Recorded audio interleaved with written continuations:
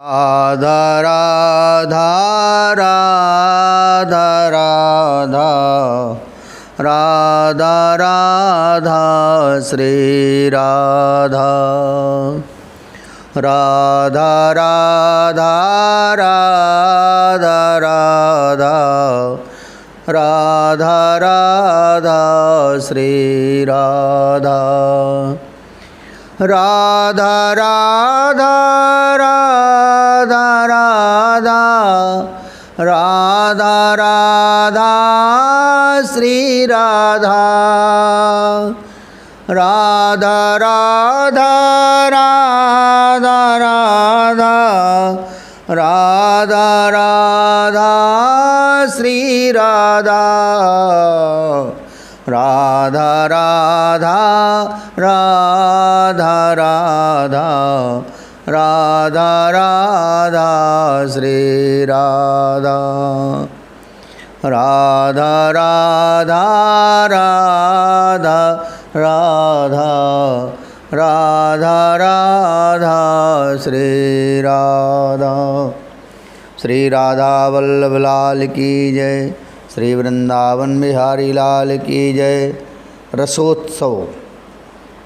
श्री राधा माधव दोनों ही भंवरे हैं, पर दोनों ही कमल भी हैं। दोनों ही चकोर हैं तो दोनों ही चंद्रमा भी हैं। दोनों ही प्रेम हैं तो दोनों ही प्रेम सिंधु भी हैं। सृष्टि के आदि अंत तक एक दूसरे को देखते रहने पर भी इनका अभी तक अच्छे से परिचय भी नहीं हुआ है। ये एक दूसरे को निहारते रहते हैं। तब कितनी ही सृष्टि बदल जाती है, कितने ब्रह्मा और रुद्र बदल जाते हैं, पर ये अघाते नहीं हैं। श्याम सुंदर तो बस यही कहते हैं, राधे तेरे मुख नित नवीन सो लागे। रस उछलता है, रस ही रस में रस समा जाता है। फिर रस को ही चखने के लिए उतावला दिखाई देता है। हे वज्रनाभ, तुम्हें लगता है राधा कोई स्त्री हैं, कृष्ण पुरुष हैं, सखिया कोई नारी हैं? नहीं वज्रनाभ, नहीं। इस निकुंज की केली में ना कोई स्त्री है ना कोई पुरुष है। सब तरफ रस ही रस का विस्तार है। तुमने सुना होगा ना, वेदों ने कहा है, रसो रसो वह सह यानी वह यानी ब्रह्म, ब्रह्म रस रूप है। तो यहाँ राधा के रूप में रस ही प्रकट है। कृष्ण के रूप में रस ही उछल रहा है। सखियों के रूप में भी वही रस सेवा में तैयार है। अरे इतना ही नहीं वज्रनाभ, श्री धाम वृंदावन के वृक्ष भी रस रूप हैं। यहाँ की लताएं भी, उसमें खिलने वाले पुष्प भी, यमुना भी, रजकण भी, पक्षी भी, अरे श्री राधा रानी की चंद्रिका भी, उनकी करधनी, हार, नूपुर, ये सब भी रस का ही विस्तार है। कृष्ण का मुकुट, बंसी, पीताम्बरी, गूंजा की माला, सब कुछ रस ही है। समझे वज्रनाभ, सब कुछ रस में है इस वृंदावन में, यानी सब कुछ ब्रह्म में है।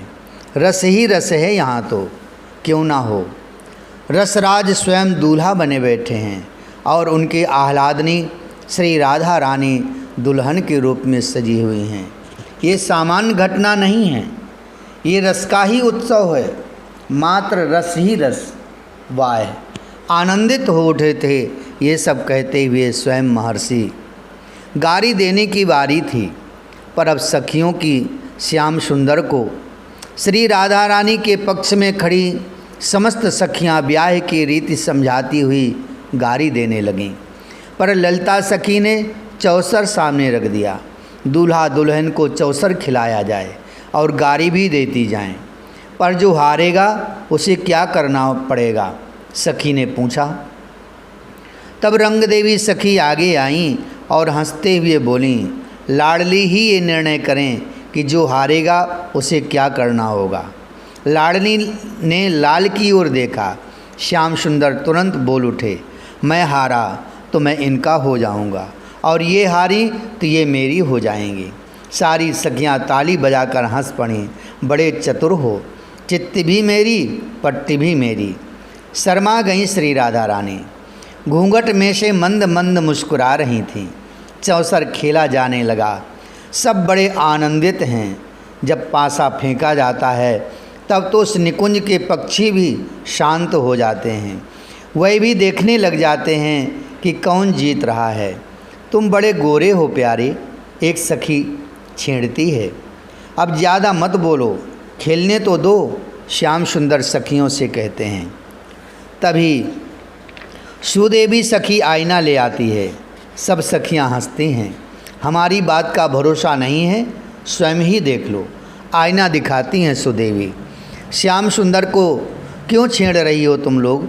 श्री राधा रानी जब देखती हैं श्याम सुंदर कुछ परेशान से हो रहे हैं, तब सखियों से कहती हैं, आज के दिन आप कुछ मत कहो लाडली, हमें यही दिन तो मिला है।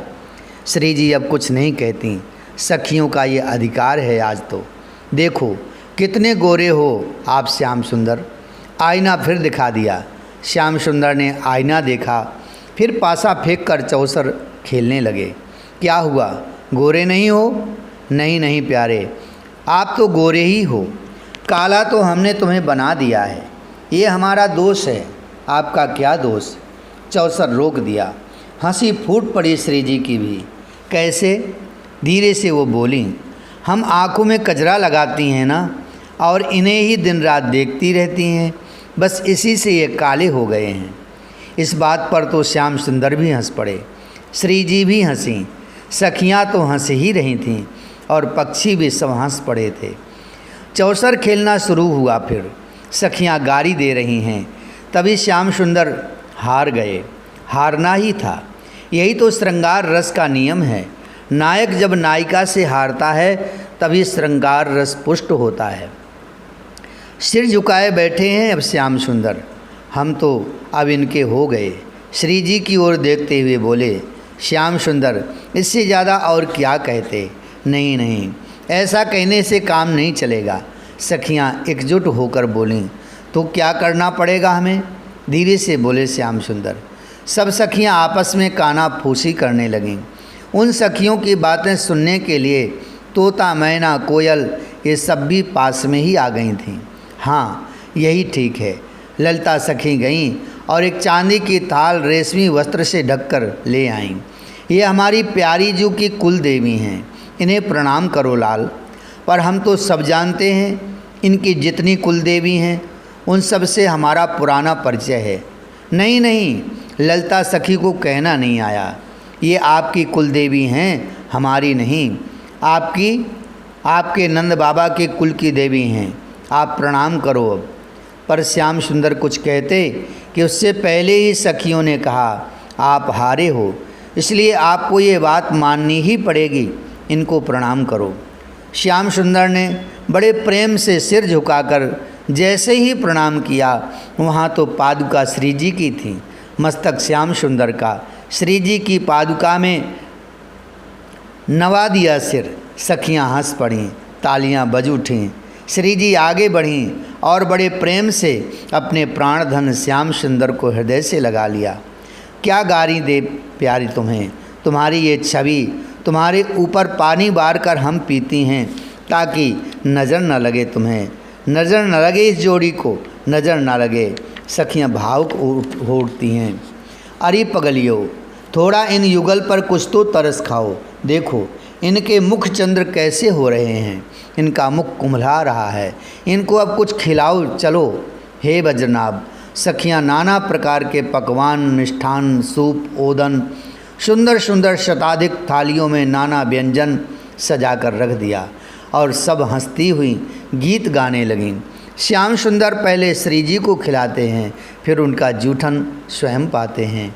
हे वज्रनाभ, इस रस को समझना बुद्धि से संभव नहीं है। ये प्रेम रस का उछलता एक अद्भुत रूप है। इसमें जो डूब जाता है वही इसे समझता है। इतना कहकर महर्षि मौन हो गए थे। नयो नेह नव रंग नयो रस, नवल श्याम बरस भानु किशोरी। जय जय श्री राधे, जय जय श्यामा, जय जय श्याम, जय जय श्री वृंदावन धाम। जय जय श्यामा जय जय श्याम। जय जय श्री वृंदावन धाम। प्यारो श्यामा प्यारी श्याम, प्यारो सो वृंदावन धाम।